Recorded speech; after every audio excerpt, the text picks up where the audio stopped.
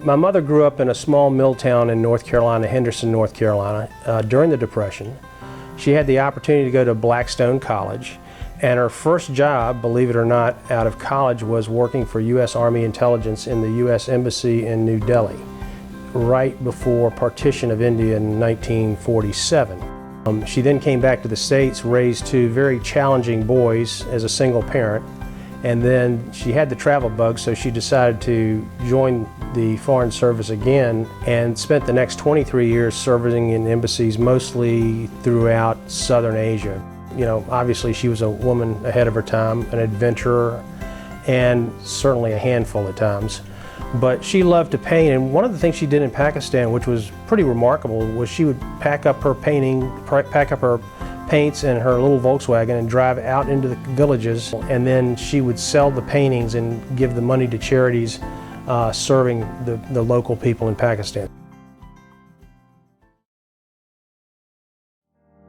Everybody remembers the embassy in Tehran where the 52 hostages were held for 444 days.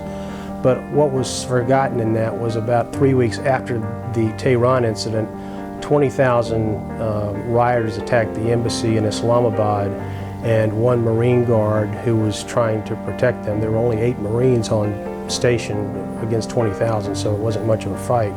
But he was killed.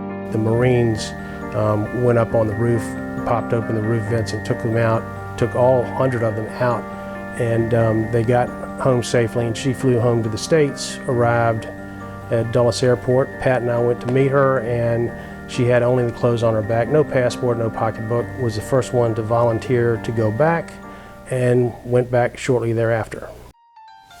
Well, I know it's a difficult thing to do to transition from the military to civilian life, and the good news is that they have a lot of skills that work extremely well, and if they can layer that with an education, it just makes a lot of sense. And fortunately for us, we've had the opportunity to meet some of these scholarship recipients, and we've been incredibly impressed with their motivation and their desire to excel. And everyone we've talked to, I'm going into medicine, specifically this. I'm going into cybersecurity, specifically that.